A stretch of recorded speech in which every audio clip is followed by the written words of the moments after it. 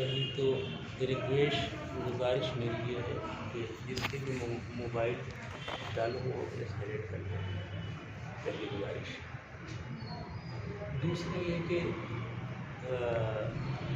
مختصر سے وقت میں میری جو گفتگو ہوگی آپ حضرات کے اذہان عالیہ میں اگر بہترین طریقے سے میں پہنچا سکا تو کامیابی ہے۔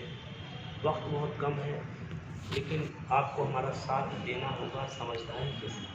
ایک سلام اللہم صلی علی محمد و آل محمد۔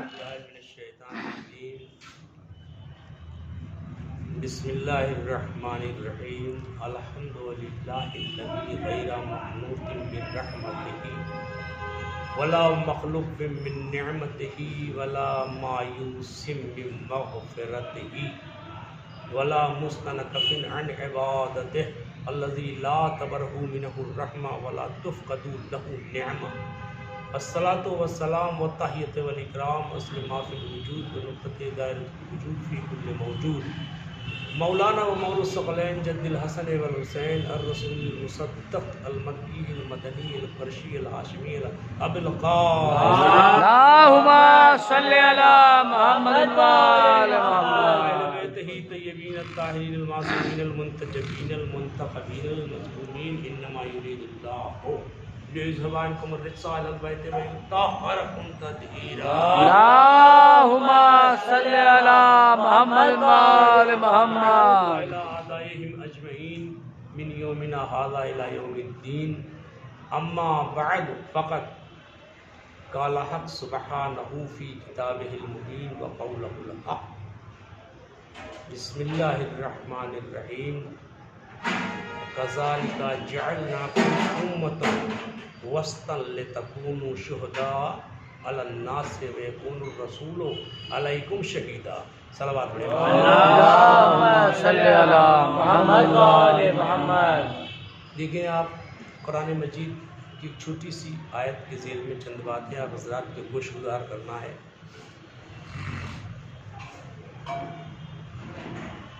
اللہ جل جلالہ فرماتا ہے کذالک جعلناکم امۃ، اور سنو میں نے تمہارے اور اپنے درمیان امتوں وسطاً، وسط کہتے ہیں عربی میں درمیان، جیسے میڈیم کہتے ہیں، وسطاً لتکونوا شہداء علی الناس، میں نے ان کو شہادت بخشی ہے تمہارے اور اپنے درمیان کی، میں نے مخلوق نے بنایا ہے۔ میں ڈائریکٹ آ نہیں سکتا ہوں، پیغام میرا آپ تک آ نہیں سکتا ڈائریکٹ، اس لیے میں نے کچھ ہستیوں کو، میں نے رسول کو امت وسعت قرار دیا ہے، اپنے اور تمہارے درمیان کی امت، تاکہ میرا پیغام نور سے خلق اس لیے کیا ہے کہ مجھ سے یہ ملتے رہے، انسانی پیکر میں ڈھال کر کے اس لیے بھیجا کہ تم تک میرا پیغام پہنچتا رہے، اور اگر نور ہی مخلوق رہتی، نور میں ہی مجسمہ رہتا تو میری باتیں آپ تک نہیں پہنچتی، حالانکہ یہ چاہتے تو ہمیشہ جنت میں ہی رہتے، لیکن میری باتیں تم تک کیسے پہنچتی؟ لہذا میں نے اپنے اور تمہارے درمیان کی امت قرار دیا، اس لیے امتاً وسطاً، امتوں وسطاً لتکونوا شہداء علی الناس ویکون الرسول علیکم شہیدا، تاکہ تمہارے اور ہمارے درمیان یہ سلسلہ برقرار رہے، ہماری باتیں تم تک پہنچتی رہے، اس کے اوپر عمل پیرا ہوتے رہو، اور خالی باتیں ہی نہیں یہ بتائیں گے بلکہ عمل کر کے بتائیں گے۔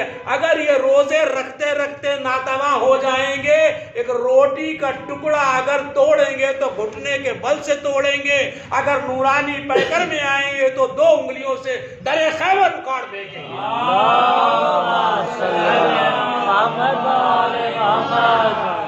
یہ ہمارے اور تمہارے درمیان کی امت ہے، نور سے میں نے ان کو پیدا کیا۔ اور لوگ کہتے ہیں کہ اگر بھائی نورانی مخلوق تھے تو جنت میں ہی رہتے، کہا ہاں جنت میں رہتے ٹھیک ہے، رہ سکتے تھے، لیکن میرا پیغام، ہاں یہ بات الگ ہے کہ اگر یہ چاہے ان کی کنیزیں جنت کے خوان منگوا لے زمین پہ، اگر ان کے بچے مچل جائیں تو جنت سے درزی فرشتے بن کر کے درزی آ جائیں۔ ان کی عظمت یہ ہے، تم نے انہیں نہیں پہچانا، تمہارا ٹھکانہ جہنم، تم نہیں سمجھ سکے ان کو۔ کہا اچھا جنت کے تھے تو جنت والے لباس پہنتے بھائی،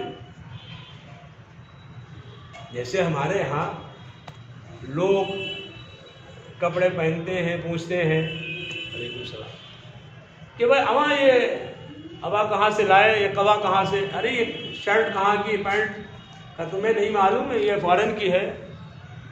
تو لوگ دور سے پہچانتے۔ اگر اہل بیت بھی جنت کے لباس پہنتے تو لوگ پوچھتے نا بھائی یہ دنیا والے تو کپڑے ہیں ہی نہیں، کہاں کے ہیں، یہ کہاں سے آئے؟ کہ نہیں ہے تو ہمیں دنیا کے، اگر ہمارے بچے چاہیں گے تو فوراً ایک اشارہ کریں گے تو اچھا انہوں نے کہہ دیا، رسول نے کہا سو جاؤ۔ حسنین نے کہا کہ صبح عید ہے، مدینے کے بچے نئے نئے لباس پہنیں گے، ہمارے پاس لباس نہیں۔ خاتون جنت نے کیا کہا؟ قسم خدا کی قربان جائیں ہم سب کی مائیں بہنیں والدین، قربان جائیں، خاتون جنت نے کیا کہا کہ سو جاؤ بچوں، سو جاؤ بچوں، صبح کو تمہارے کپڑے درزی لے کر کے آئے گا۔ میں تو کہتا ہوں خدا کی قسم، اللہ جو ہے وہ کہتا ہے کن فیکن، کہتا ہے ادھر ہوتا ہے، لیکن یہاں بھی اگر اشارہ کرتی ہیں تو وہاں ہو جایا کرتا ہے۔ صلوات پڑھیں۔